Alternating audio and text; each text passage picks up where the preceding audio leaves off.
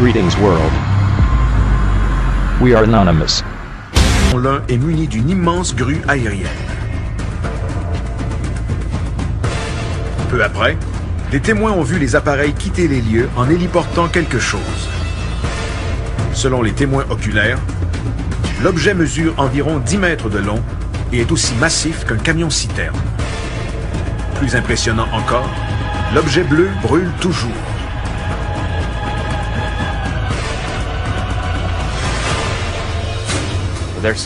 Les différents témoignages sont similaires et comportent tous une présence militaire sous forme d'hélicoptère qui serait venue nettoyer l'endroit. Les militaires ont été très rapides et les hélicoptères ont vite fait de tout ramasser sur le site de l'écrasement. L'enquête à Needles n'est pas terminée. Nous ignorons où se trouve le site de l'écrasement, mais un objet s'est écrasé. Et nous tenterons de localiser l'endroit exact pour savoir ce qui s'est passé.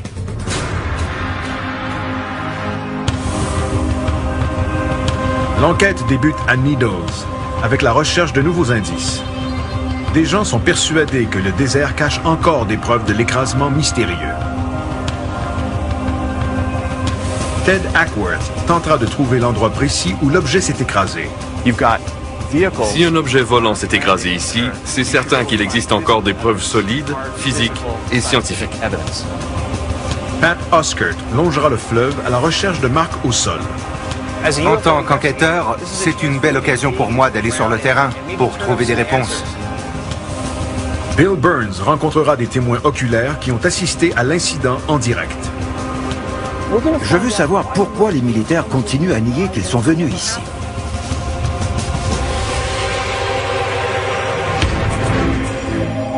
L'enquête débute à la station radiophonique KTOX de Needles, où Bill et Pat rencontrent le propriétaire David Hayes. Nous essayons de savoir ce qui s'est vraiment passé le 14 mai. Je suis en compagnie de Bill Burns et de Pat Oskert. Si vous avez de l'information sur l'incident du 14 mai, appelez-nous. Selon David Hayes, de nombreux auditeurs ont appelé à la station le matin du 14 mai pour rapporter des faits. Et les appels continuent d'affluer. Nous allons prendre un appel. Bonjour, vous êtes en direct? L'objet avait-il une forme particulière?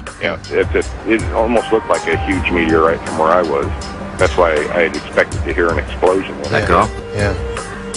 Plusieurs ont d'abord cru voir une météorite, mais ils ont changé d'avis en voyant la suite des événements. Je crois que cet objet sorti du ciel a été saisi ensuite, mais je n'ai aucune idée de ce que c'était puisqu'ils l'ont ramassé tellement vite. Vite à quel point? Tout s'est fait en 20 minutes. Crois-tu qu'il était suivi? Je crois que oui. Autrement, comment aurait-il pu effacer toute trace aussi vite? Il savait que l'objet était là. Plusieurs témoins sont réticents à parler de l'événement en raison de l'implication des militaires.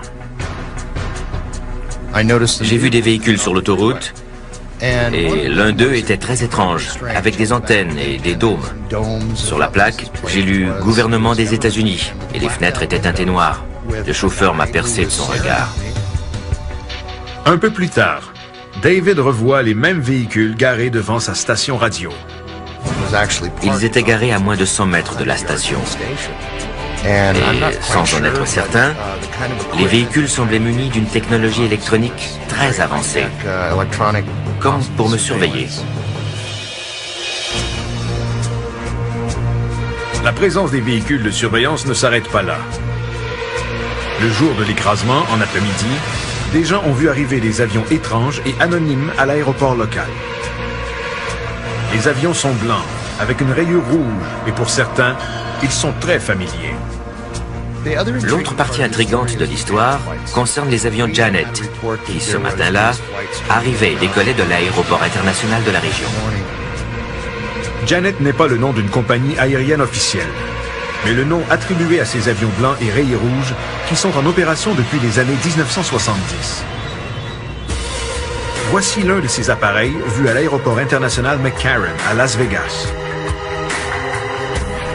Les vols Janet transporteraient les travailleurs secrets vers des endroits isolés et maintenant célèbres, dont la zone 51.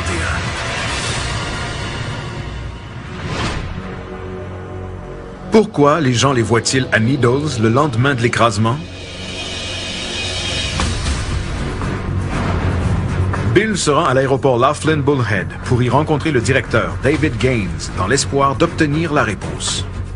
Les avions gouvernementaux viennent-ils ici? Oui, surtout leurs avions militaires. Avez-vous déjà vu un avion de la flotte appelé Janet? Non.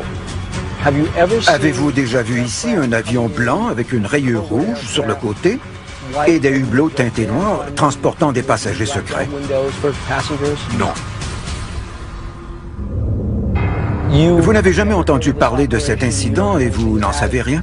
Je n'y accorde aucune crédibilité parce que ça ne s'est pas passé ici. Si vous l'aviez vu, mais que vous aviez reçu l'ordre de ne rien divulguer, que me diriez-vous en ce moment? Je vous dirais qu'aucun avion blanc n'est venu ici et que personne n'est au courant de quoi que ce soit.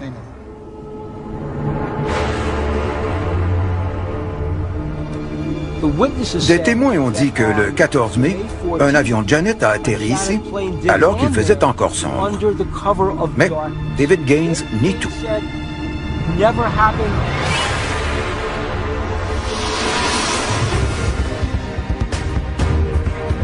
Puisque les témoins refusent d'en dire davantage sur les événements du 14 mai, l'équipe décide de chercher des preuves dans le désert. Pat prépare une expédition le long du fleuve Colorado. Son objectif consiste à trouver l'endroit exact de l'écrasement.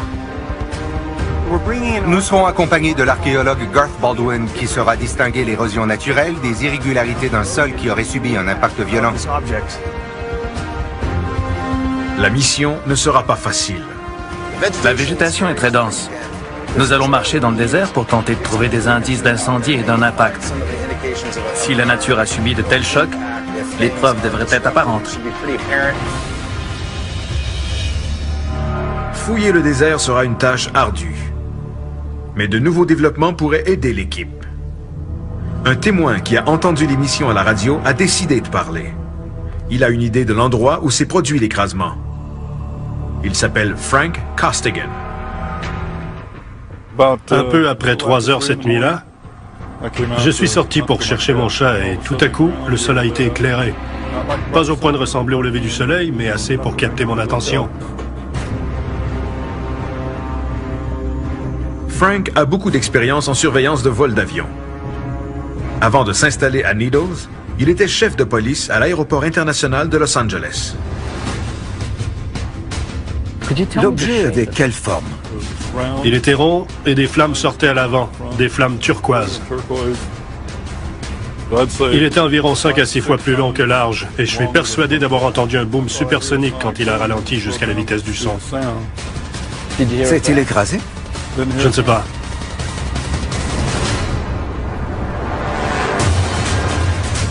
Frank dit ne pas avoir entendu d'écrasement parce que l'OVNI a disparu à l'horizon en se dirigeant vers le sud, entre Needles et Topok, après avoir traversé le fleuve Colorado. Ce qu'il a vu lui est suffisant pour affirmer que cet objet n'avait rien d'ordinaire. Vous avez travaillé à LAX, n'est-ce pas? Oui, j'étais chef de police et surveillant général des opérations de l'aéroport. Durant votre carrière, avez-vous déjà vu voler un tel objet? Ce n'était pas un avion commercial, ni privé, ni militaire. Ça me semblait un vol contrôlé qui serait devenu incontrôlable. C'est mon opinion.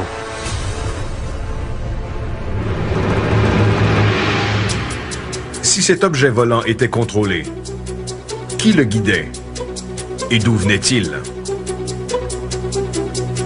Le désert près de Needles est entouré de bases et d'installations d'essais militaires. Au nord-ouest se trouve le champ de tir naval de China Lake. À l'est sont situés le fort Irwin de l'armée et la base du corps des Marines appelée 29 Palms. Plus au sud, on retrouve le polygone d'essai Yuma, où l'armée teste l'artillerie expérimentale à longue portée. Et bien sûr, l'endroit le plus intrigant de tous, la zone 51, au nord de Needles. En d'autres mots, Nous sommes au beau milieu d'une zone chaude d'essais militaires. Ici, l'armée teste et fait voler des appareils auxquels le commun des mortels n'ose même pas rêver. Deux théories sont possibles. La première, que ce vaisseau était extraterrestre. Et la deuxième, qu'il était une invention de l'homme. La réponse est peut-être entre les mains d'un témoin qui dit avoir entendu l'impact. J'ai regardé vers le ciel et il est apparu.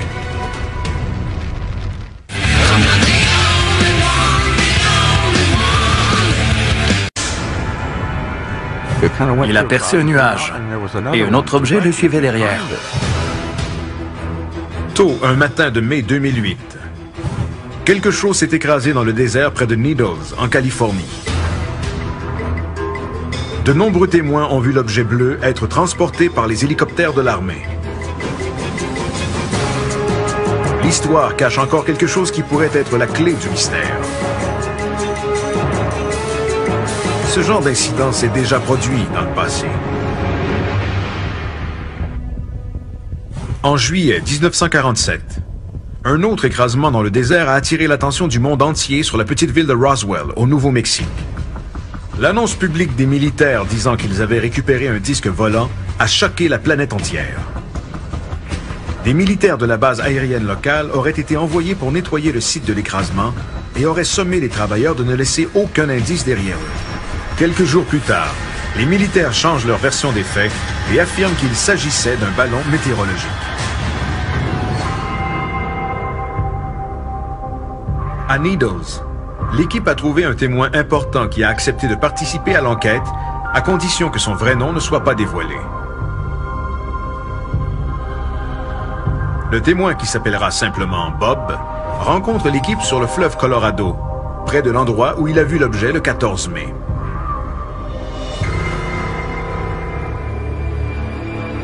J'étais en train de pêcher et à 3 heures du matin, le devant du bateau s'est subitement illuminé. J'ai levé les yeux et j'ai vu quelque chose d'étincelant, bleu, qui tombait du ciel. L'objet a traversé le fleuve au-dessus de mon bateau et il s'est écrasé au sol. J'ai entendu un bruit sourd. Où est-il tombé? À l'ouest de ma position, à environ 200 mètres de mon bateau, entre la voie ferrée et le fleuve.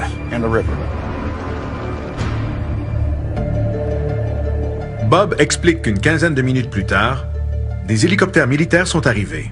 Un hélicoptère est apparu, puis un deuxième et un troisième.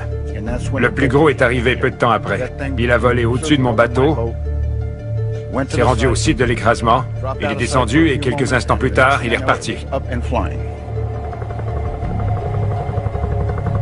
Bob a non seulement vu les hélicoptères arriver, il a également été témoin de leur départ avec le présumé OVNI accroché au gros hélicoptère. Avez-vous vu l'objet être héliporté? Oui, monsieur. Et c'est à ce moment que j'ai vu la forme de l'objet, parce qu'il était éclairé par les autres hélicoptères. Et il était encore extrêmement chaud.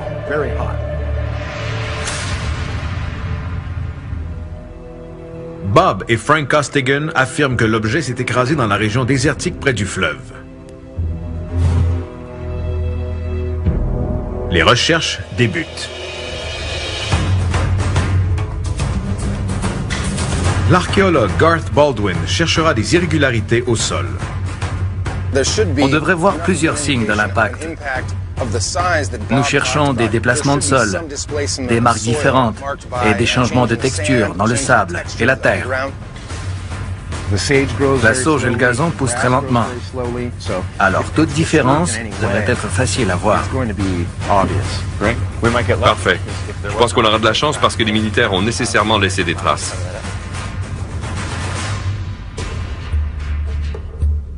Trouver le site de l'écrasement sera éprouvant en raison des épais buissons de sauge qui couvrent le sol et qui peuvent facilement dissimuler l'endroit de l'impact. L'équipe décide donc de survoler la région à basse altitude.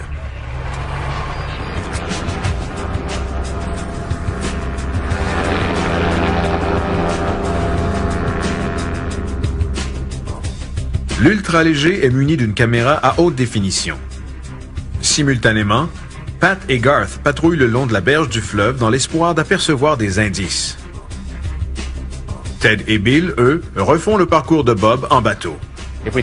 Quand nous serons prêts, on demandera à l'ultra-léger de survoler l'endroit, car du haut des airs, il est possible d'apercevoir des marques qu'on ne pourrait pas voir autrement.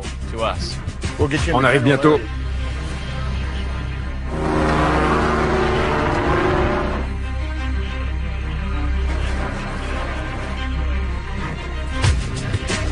Une heure plus tard, Bob voit quelque chose. Vous voyez le buisson qui touche l'eau? Ouais. C'est là. On doit s'en approcher.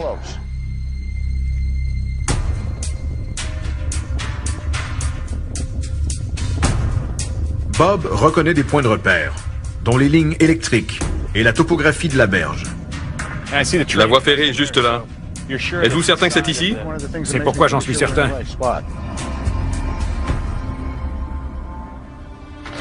L'ultra-léger est appelé pour du soutien aérien.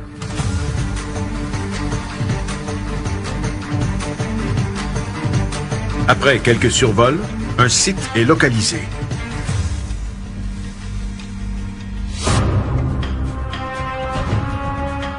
Notre pilote Glenn a cru voir un endroit brûlé au sud. Cela concorderait avec ce que vous avez vu, Bob. Effectivement, de notre position, ça s'est passé au sud. Les traces de brûlure résultent possiblement de l'écrasement de l'objet. Je propose d'effectuer des transects en S. Nous marcherons en formant des S, en équipe de 2, séparés de 20 ou 30 mètres de distance, pour couvrir une grande superficie rapidement. Partez d'ici, on partira de là et on se rejoindra. Allons-y avant que le soleil se couche.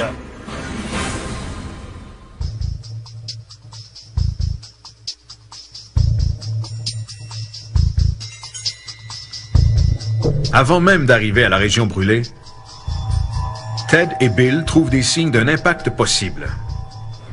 Là-bas. Allons voir. La dimension est celle qu'on recherche. Exactement. Ce petit monticule est plutôt étrange, non? Ouais. Et la dimension de ce cratère correspond aux descriptions. En fait, on voit uniquement une partie d'un cratère de ce côté. Si un objet atterrit ici en repoussant le sable devant lui, il serait normal de voir une dune comme celle-ci. Je vois une forme de fer à cheval dans cette direction. Fascinant. C'est précisément la trajectoire décrite par Bob. Tout à fait.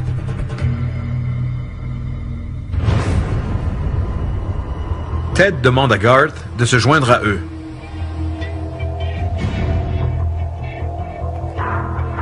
Je ne vois pas de traces d'un impact direct. Je ne vois pas non plus de signes de végétation qui aurait brûlé parce qu'autour, tout est intact. Il n'y a pas eu d'impact ici.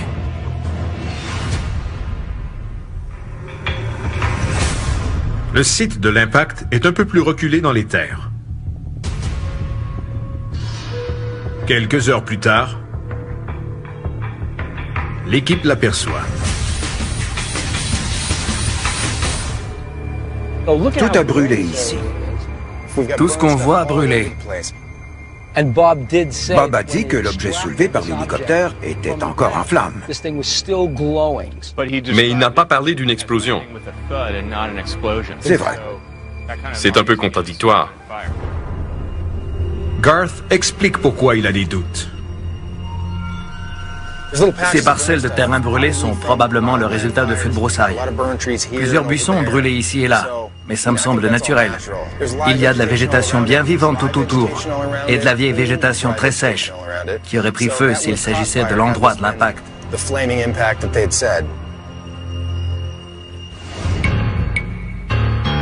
N'ayant trouvé aucune preuve physique, les recherches ne sont pas concluantes quant au lieu de l'écrasement tel que décrit par Bob.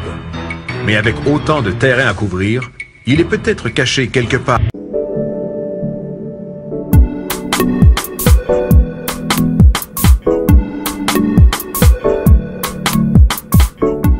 La brousse. C'est beaucoup plus difficile que prévu.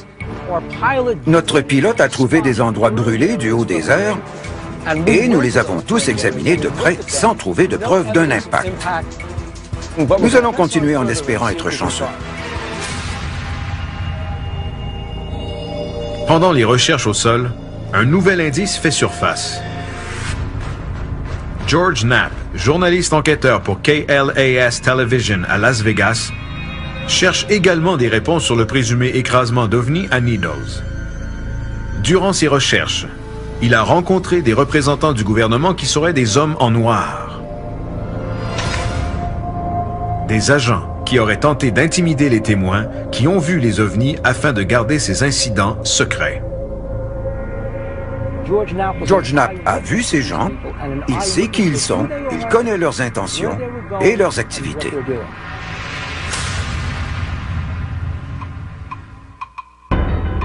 Pendant que Bill suit cette nouvelle piste, Ted et Pat tournent leur attention vers la Pennsylvanie, où l'enquête sur un écrasement d'OVNI dans la petite municipalité de Kecksburg vient de connaître un dénouement important. L'incident à Kecksburg est majeur pour les ovnistes. C'est le Roswell de la Pennsylvanie. Nous savons qu'un objet s'est écrasé, on l'a vu au bulletin de nouvelles. Nos nombreux instruments nous aideront premièrement à trouver le lieu de l'impact avec précision et ensuite à identifier ce qui se trouve sous le sol.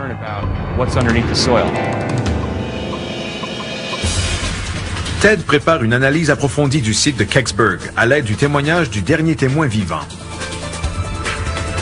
Son objectif consiste à prouver que les militaires tentent de cacher l'incident depuis de nombreuses années. J'étais ici, je marchais, et quand je l'ai vu, je me suis dit que ça venait d'un autre monde.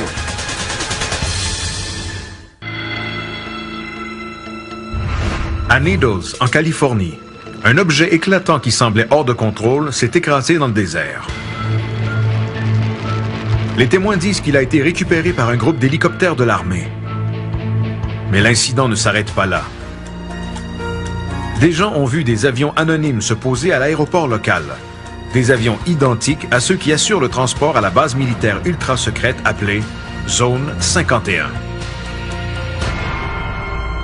Ce genre d'incident est arrivé auparavant, et pas seulement à Roswell. Il y a 40 ans, un objet s'est écrasé dans la petite ville paisible de Kecksburg, en Pennsylvanie. L'objet en question n'était pas hors de contrôle. Et selon les témoins, quelqu'un devait être à ses commandes. Le 9 décembre 1965, vers 16h45, un objet qui ressemble à une boule de feu se déplace dans le ciel. Mais plusieurs sont persuadés qu'il ne s'agit pas d'une météorite, parce que l'objet se déplace trop lentement. Peu importe ce qu'il est devenu incontrôlable et s'est écrasé. Par la suite, le fil des événements est presque identique à l'incident récent à Needles. Est-ce une coïncidence? Ou y a-t-il un lien entre ces deux écrasements qui sont survenus à 43 ans d'intervalle? Le 9 décembre 1965, vers 16h45, un objet qui ressemble à une boule de feu se déplace dans le ciel. Mais plusieurs sont persuadés qu'il ne s'agit pas d'une météorite, parce que l'objet se déplace trop lentement. Peu importe ce qu'il est devenu incontrôlable et s'est écrasé. Par la suite, le fil des événements est presque identique à l'incident récent à Needles. Est-ce une coïncidence? Ou y a-t-il un lien entre ces deux écrasements qui sont survenus à 43 ans d'intervalle? Bill Burns rencontre Stan Gordon, l'enquêteur principal du dossier Kecksburg. Il travaille sur cette affaire depuis plus de 2 décennies. Les témoins m'ont tous dit que l'objet a tourné pour se diriger vers Kecksburg. Il est descendu de la même manière qu'un atterrissage contrôlé. Et quelques instants plus tard, les gens ont vu s'élever dans la forêt une colonne de fumée bleue qui s'est dissipée très rapidement. Selon ses recherches, des centaines, voire des milliers de personnes dans les États du Michigan, de l'Ohio et jusqu'en Ontario au Canada ont vu l'objet pendant sa trajectoire qui s'est terminée au site de l'écrasement à Kecksburg. Les services de police et les stations télé et radio étaient inondés d'appels. Tandis que l'objet se dirigeait vers Westmoreland County, les médias de cette région étaient également débordés de témoignages. Les témoins valident les dires de Stan Gordon. Suite à l'incident, leur petite ville a été assaillie. Tous les témoins ont affirmé n'avoir jamais vu ce qu'ils ont vu cette nuit-là. Pat rencontre l'un des témoins, Bill Bulebush, qui a vu l'objet voler et s'écraser à Westmoreland County.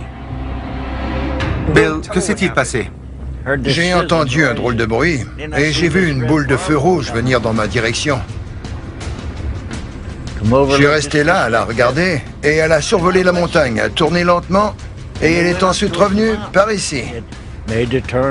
C'est à ce moment-là qu'elle a commencé à descendre. On aurait dit qu'elle cherchait un endroit où se poser.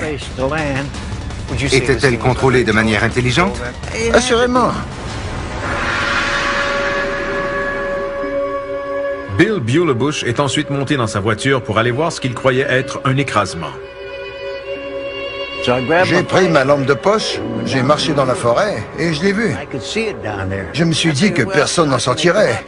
L'objet n'avait ni hublot, ni rivet, rien du tout. Vous l'avez vu de près? À moins de 3 mètres. Est-ce qu'il fumait? Oui, et ça sentait le soufre. Comme des œufs pourris. Bill Bulebush nous a grandement aidé à éliminer les explications plus prosaïques, telles que l'écrasement d'une météorite, d'un avion ou d'une capsule.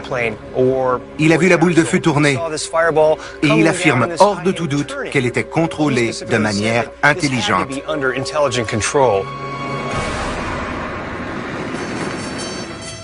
Peu après, le personnel d'urgence se rend au site de l'écrasement. Le pompier volontaire Jim Romanski fait partie des premiers répondants et il est stupéfait par ce qu'il voit. J'étais estomaqué parce que je m'attendais à voir un avion. C'était plutôt un énorme morceau de métal, en partie enfoncé dans un fossé. Pouvez-vous décrire comment il était enfoncé? Il faisait nuit, mais j'ai vu des tas de branches autour parce que l'objet avait accroché des arbres en s'écrasant. Jim dit que l'OVNI avait la forme d'un gland, marqué d'inscriptions étranges tout autour. Cette description est rare. Les ovnis sont généralement triangulaires ou en forme de disque. Mais ce n'est pas tout. Ces étranges hiéroglyphes rappellent une autre enquête menée à Bentwaters, où un ovni se serait posé près d'une base militaire britannique en 1980. L'OVNI arborait également des hiéroglyphes semblables à ceux dont parlent les témoins à Kecksburg. Aviez-vous déjà vu ça? Non, jamais de ma vie. J'étais ici, je marchais, et quand je l'ai vu, j'ai bien examiné cette chose. J'ai réfléchi, et je me suis dit que ça venait d'un autre monde. «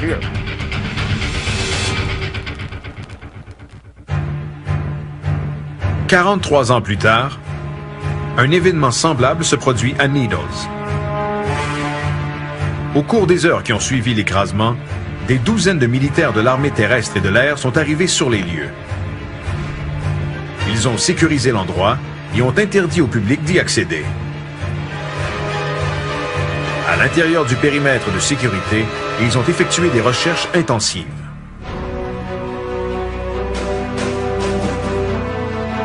Bob Gaddy, journaliste au Greensburg Tribune, a été envoyé au site de l'écrasement et il se souvient très bien de la présence intimidante des militaires. À mon arrivée, il y avait déjà au moins une douzaine de militaires sur les lieux, en plus des policiers de l'État de Pennsylvanie. Je leur ai dit que je devais aller voir. Et ils m'ont répondu qu'il n'y avait rien à voir. Alors j'ai demandé pourquoi ils m'interdisaient l'accès s'il n'y avait rien.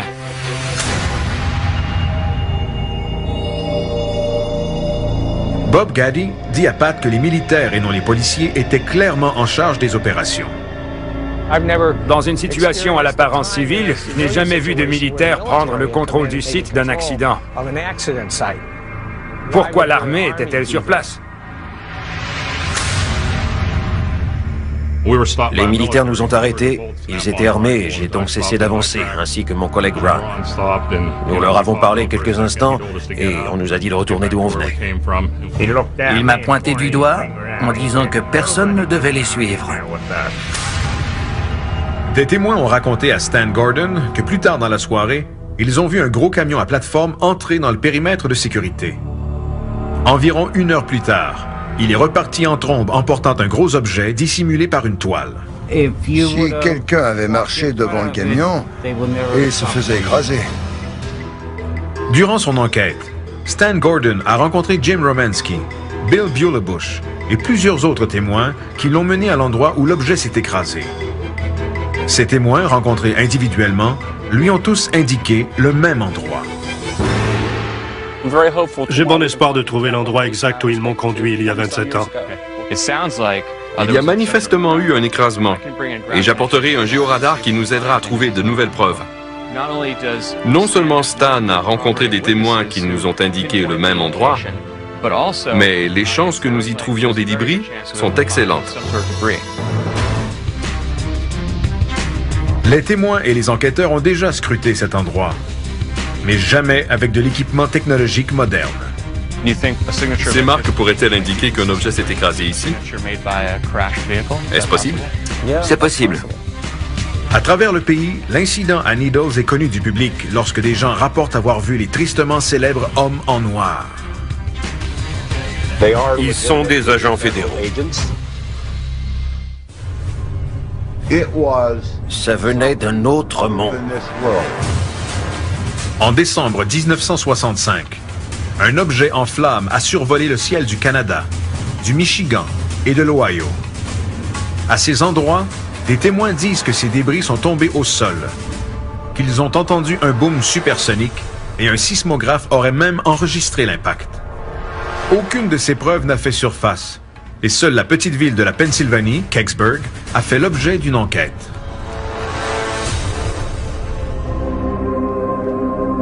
Plusieurs témoins ont rapporté que c'est dans ce ravin que s'est écrasé l'objet en forme de gland, marqué de hiéroglyphes. Cet endroit est maintenant devenu le point central de l'enquête. L'équipe est accompagnée du chercheur Stan Gordon, du géologue Steve Kite et du spécialiste en électromagnétisme Pete Hutchinson. Gordon compare l'endroit à une photographie qu'il a prise en 1985 et croit se trouver à l'emplacement où l'OVNI s'est écrasé. Cet endroit correspond-il à la photo? Ted, ça ne pourrait pas correspondre davantage. Je pense qu'elle a été prise environ 2 ou 3 mètres derrière nous, dans cette direction. Je vois 1 ou 2 poteaux de clôture. Voici du barbelé et un poteau. Il y a un autre poteau là-bas.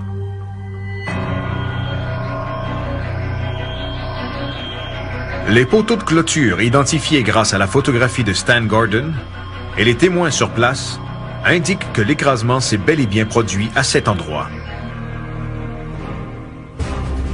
Pourtant, pendant des années, les sceptiques ont clamé que les dommages subis par le ravin avaient été causés par une sonde spatiale russe. La sonde Cosmos 96, lancée pour atteindre la planète Vénus, avait la même taille et la même forme que le présumé OVNI. Toutefois, même cette explication a été rejetée récemment. Selon le Centre national des données scientifiques de la NASA, l'armée de l'air a suivi les données de Cosmos 96 qui indiquent que le déclin d'orbite de la sonde s'est effectué plus tôt que 16h43, heure normale de l'Est, le 9 décembre.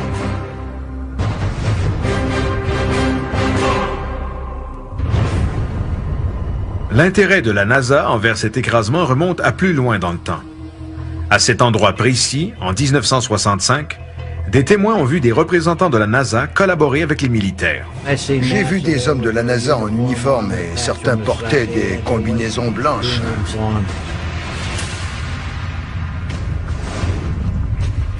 Tout cela rappelle Roswell et les méthodes secrètes employées lors de cet écrasement. Un gros camion avait rapporté quelque chose caché sous une toile durant la nuit. Est-ce possible qu'ils aient laissé des traces que l'équipe pourra trouver après toutes ces années?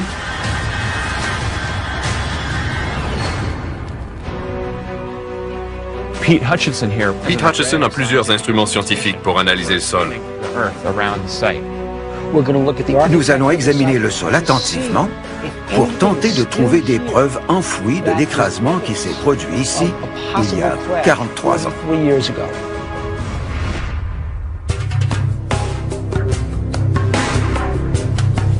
Pete Hutchinson et son adjoint Brian commencent le balayage électromagnétique du sol.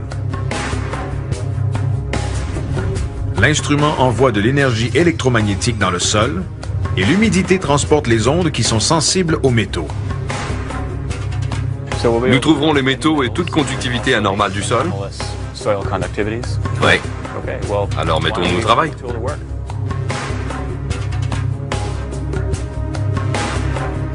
Durant leur recherche, le balayeur identifie la conductivité métallique. Sans toutefois donner d'informations sur la taille et la forme du métal, opération qui exige d'autres appareils. De nombreuses anomalies apparaissent sur la carte en 2 dimensions. Le rouge indique un niveau plus élevé, mais de quel ordre? Manifestement, il y a du métal enfoui à cet endroit.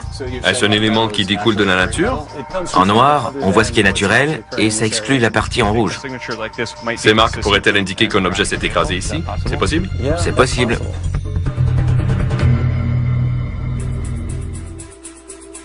Selon Pete Hutchinson, l'aspect inhabituel réside dans la concentration de métal anormalement élevée pour cette région de la Pennsylvanie. Il propose donc à l'équipe de creuser pour en déterminer la source. Ces données nous indiquent où concentrer nos recherches. Il faut maintenant creuser pour en savoir davantage. On doit creuser? Exactement.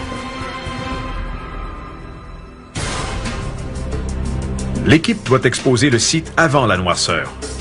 Pat participe également aux fouilles. Et une fois le sol dégagé, Pete se sert du radar qui pénètre le sol pour identifier la taille du morceau de métal. Venez voir. Il commence ici. On le voit ici et jusque-là. Ce n'est définitivement pas quelque chose de naturel. Le soleil étant sur le point de se coucher, les fouilles devront attendre au lendemain matin. D'où vient ce métal enfoui sous le site présumé de l'écrasement? Je suis impatient de continuer les fouilles pour avoir des réponses.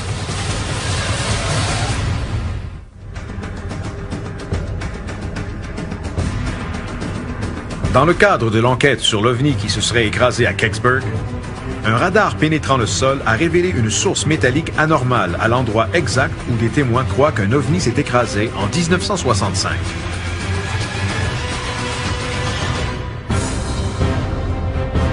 L'équipe a découvert l'emplacement et s'apprête maintenant à creuser pour identifier la source métallique. En quelques minutes, l'équipe se heurte à un obstacle impénétrable.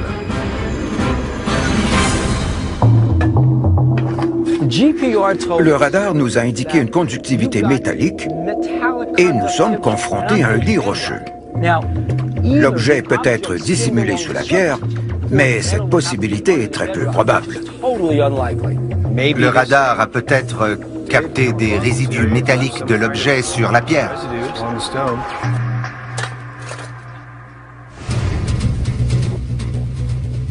Des analyses plus approfondies révèlent que le radar a confondu lit rocheux et anomalie métallique. Selon Pete Hutchinson, la pierre est probablement très ferreuse. Les pierres peuvent être hautement ferreuses et ça a faussé les données du radar.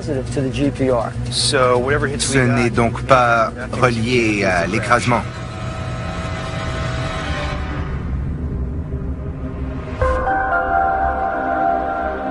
Malgré le faux signal généré par le lit rocheux, les témoignages et les entrevues individuelles qui ont soulevé les mêmes faits rendent ce site intéressant. Tout le monde s'entend. Un objet s'est écrasé ici selon tous les témoins et la présence des militaires qui en ont pris possession. On n'a rien trouvé aujourd'hui, mais un objet s'est tout de même écrasé ici à Kecksburg.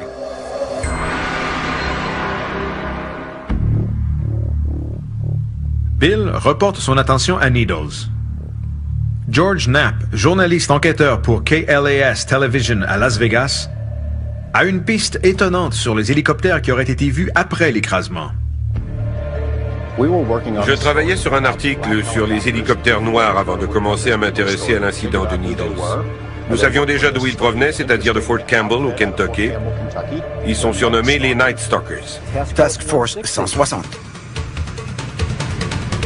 Les Night Stalkers, ou Task Force 160, est un régiment aérien spécial dont tous les membres doivent avoir une cote de sécurité de niveau secret. George Knapp a effectué des recherches sur un groupe d'hélicoptères noirs qui serait intervenu lors de l'écrasement à Needles et il a découvert qu'il s'agissait des Night Stalkers, le même groupe qui a transporté un objet en flammes après l'incident Cash Landrum au Texas en 1980. L'incident Cash Landrum, à l'instar de celui de Needles, impliquait des hélicoptères militaires qui ont poursuivi un objet lumineux pour ensuite disparaître à l'horizon. Cet incident a causé des maladies radioactives très étranges à 3 témoins oculaires. George Knapp va encore un peu plus loin et découvre que le personnel militaire travaillait sur des projets top secrets et sans nom à Needles. S'agit-il des hommes en noir mentionnés par plusieurs témoins oculaires? Ces hommes sont partis de Needles pour retourner à Las Vegas. Et à bord de leur véhicule, ils se sont arrêtés près de nous, ont laissé leur véhicule en marche et sont venus nous parler. Ils nous ont dit être des agents fédéraux sans jamais nous mentionner de quel organisme ils faisaient partie. Et ils nous ont dit qu'ils transportaient des armes nucléaires. La présence de ces agents à Needles demeure toutefois un mystère. Ce groupe est entraîné et dangereux. On parle de commandos qui transportent toutes sortes d'armes. N'étant pas des gens très commodes, je pense qu'ils ne seront pas heureux de toute cette attention qu'on leur porte.